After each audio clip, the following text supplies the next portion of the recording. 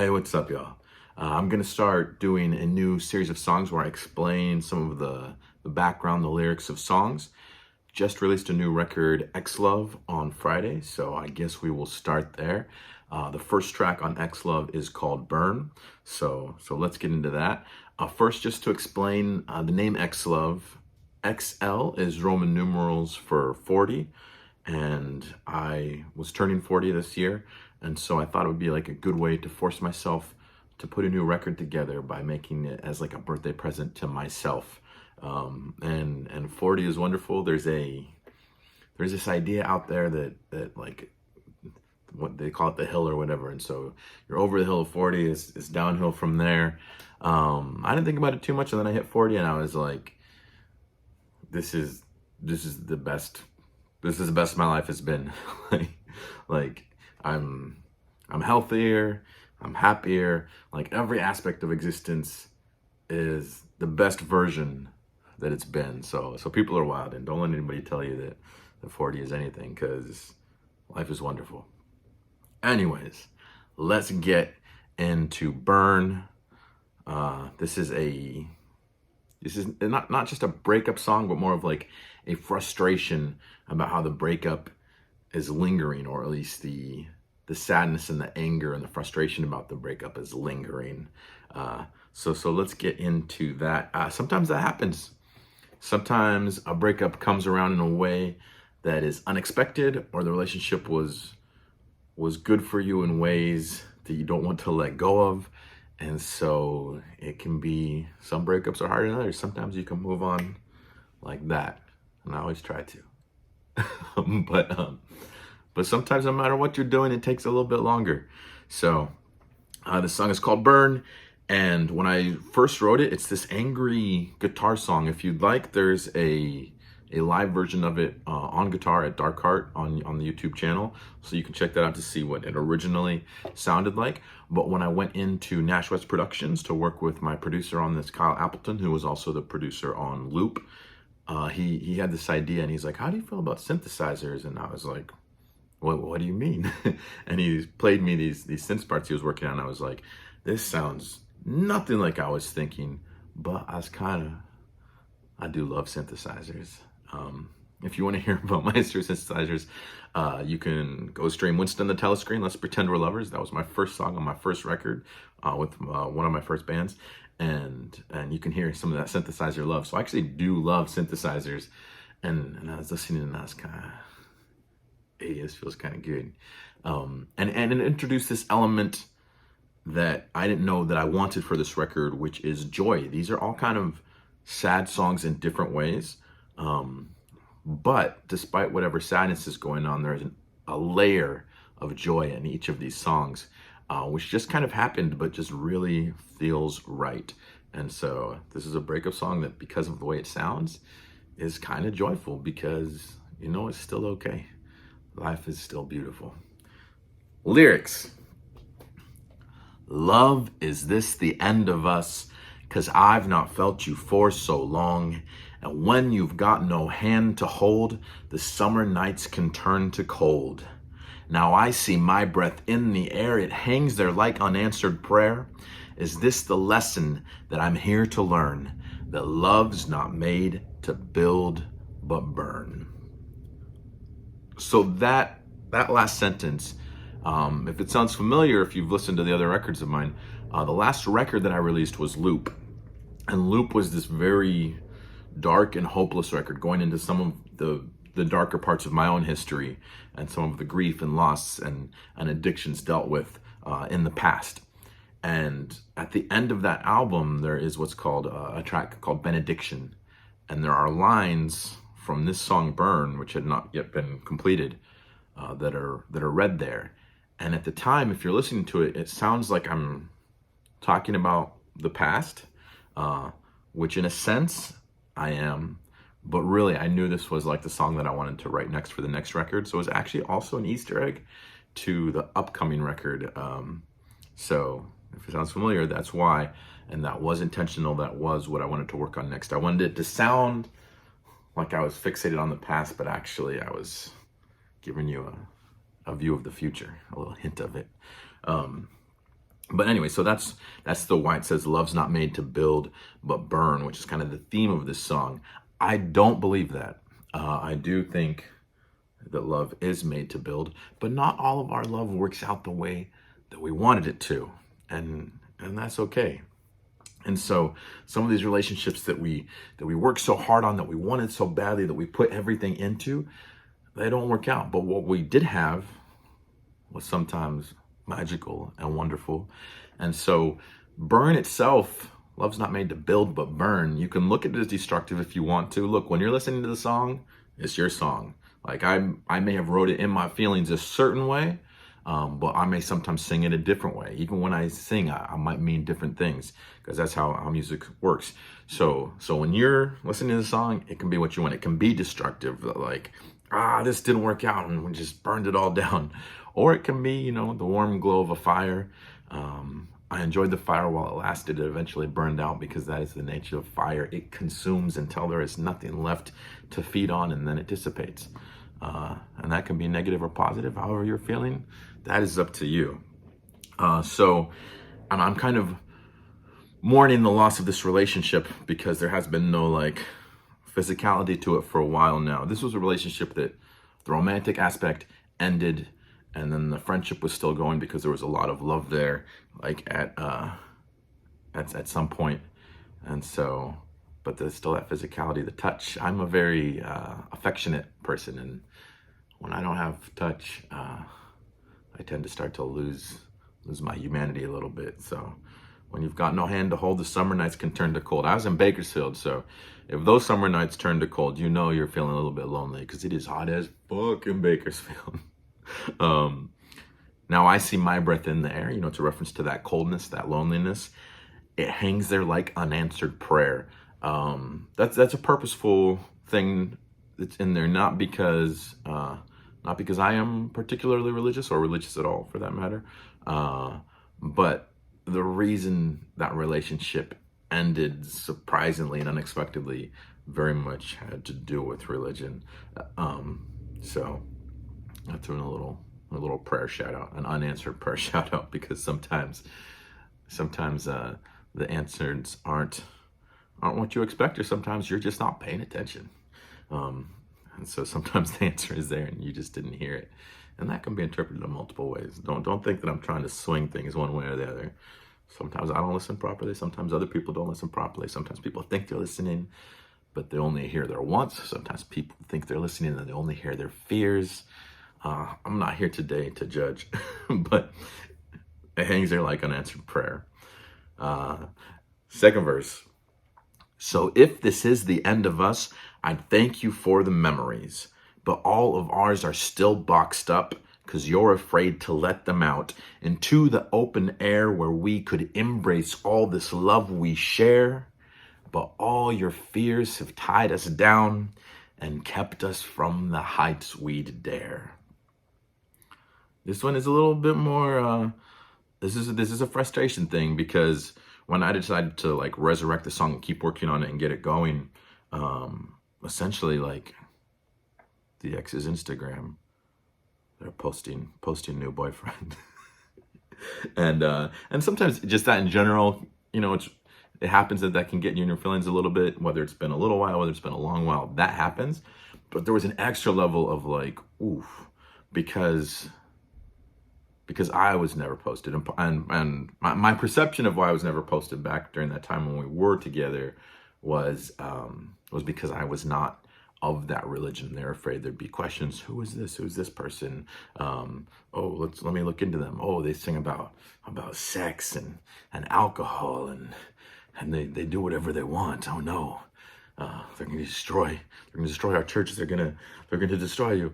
I don't know. That's some of that is my perception, but for whatever reason, I was hidden. And for a relationship that was so not just passionate, but very loving for a time, that was hurtful. That was hurtful because it was I can't really be seen with you because you're not good enough, which maybe is an oversimplification, because it has to do with other people's fears and perceptions. It's not just a judgment on my character, but it doesn't feel good. It doesn't feel good when someone's like, hey, I really, really like you, but nobody can know that you're part of my life. So we have all these beautiful memories. Most of them are boxed up. And so because you're afraid of what people will say and what people will think of you, we never got to like be what we could have been. Like we were this like wonderful hot air balloon that like could have risen to the sky and been marvelous, but threw all these sandbags on it, tied us down, kept us from the heights we dare. All right, chorus. I've been loving you, my dear, for so long that I can't turn it off. I don't know how to. Love is such a stubborn foe. Look how it holds on tight and it won't let go. I can't stop loving you. I don't know how. Oof. I think that happens sometimes. When you've loved somebody for long enough and you're like, okay, no more. I got to turn this off. And then you can't. Some of you can. Some of you think you can. But most of us just can't do it if it's been like loving somebody is like a habit that you've gotten into, you know?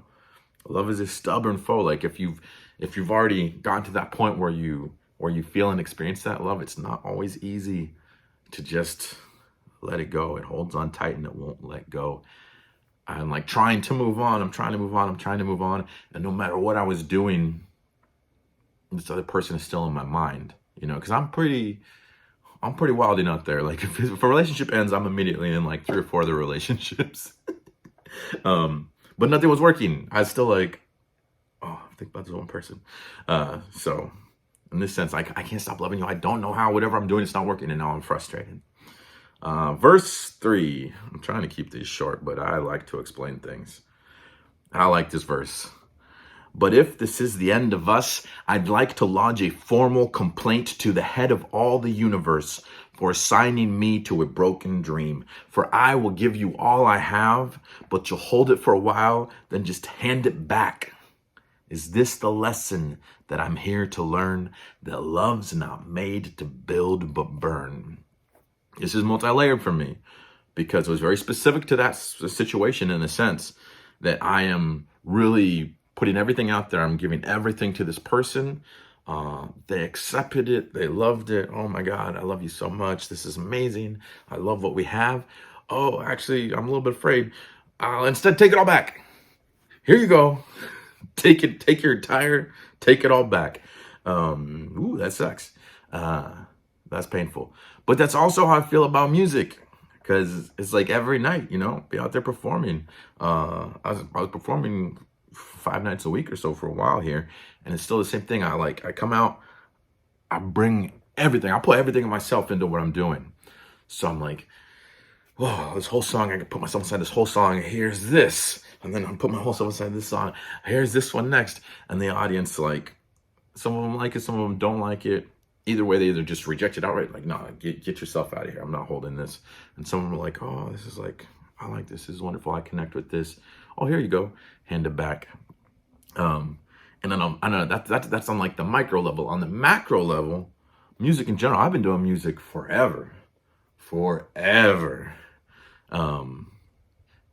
I started writing in 94. I started performing original music, going to different cities and playing my original music 1996.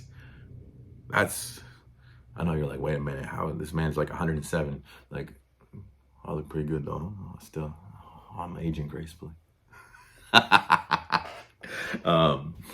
Forever. I've been doing this forever. And I've given everything that I have to do this, and it never seems for people to listen the way that I want them to, for people to really pay attention, no matter how much of myself I put in and give you. I give you the best of myself. And it's just like, nah, I'm not interested. Take it back. And so there's a personal, and then there's a personal level to that, and there's like a larger expression about music. That's really all the lyrics. We get back to the chorus. Love's not made to build but burn. Our love's not made to build but burn. I've been loving you, my dear, for so long that I can't turn it off. I don't know how to. Love is such a stubborn foe. Look how it holds on tight and it won't let go. I can't stop loving you. I don't know how. Yeah, that's the whole song. I don't have any advisement for you. I am not a wise person. But love is something that you should always choose to do. So I will give some advisement here. It's not that you should stop loving, even when it hurts.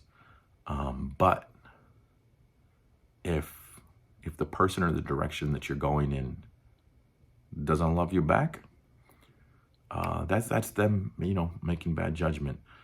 Because your love is worth something. So I would still take that love, still be willing to share it, but maybe share it in other places. Maybe share it with another person, someone who will appreciate it and hopefully even love you back in similar ways. And I'll do music forever. I don't care. And I am starting to feel the love for music now too, actually. Music is starting to love me back, and that's very nice, because it hasn't always felt like that's the case. Sometimes it does, sometimes it doesn't. Right now I feel real good. You should love. And if love is only hurting you, it's okay if it hurts you sometimes. That's just life. But if it's only hurting you, don't stop loving. Just redirect that. Redirect that to a place that love can build instead of just burn. But in the meantime, you got that burn. Enjoy it. Enjoy it. And if something that you love does fall apart, if there is a breakup, I'm at 16 minutes. If there is a break, this is important though. If there is a breakup and you're an artist, do not waste that breakup. Breakup time is go time. That energy, that volatile, frustrated energy, like going inside you and need some place to go. That is uncommon, rare gold that you have inside of you. So you take that energy, you make some new songs, you do some new work, you get some new words out there.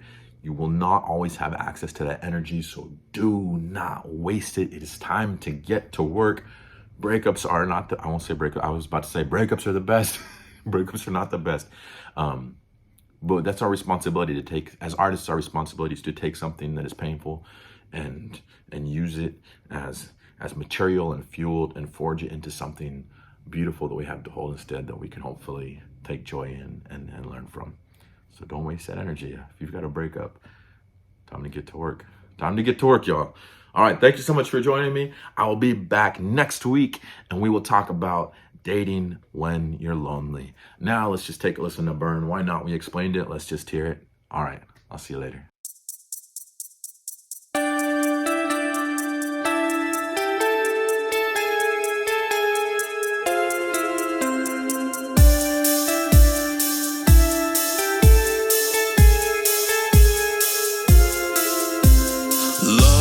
Is this the end of us? 'Cause I've not felt you for so long. And when you've got no hand to hold, the summer nights can turn to cold. Now I see my breath in the air.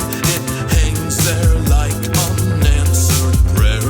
Is this the lesson that I'm here to learn?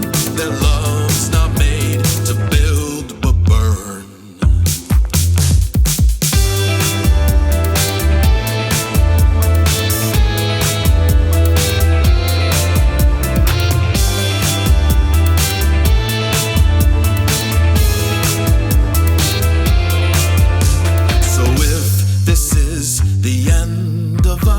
I thank you for the memories, but all of ours are still boxed up, 'cause you're afraid to let them out into the open air, where we could embrace all this love we share. But all your fears have tied us down and kept us from the heights we dare. I've been loving you, my dear, for so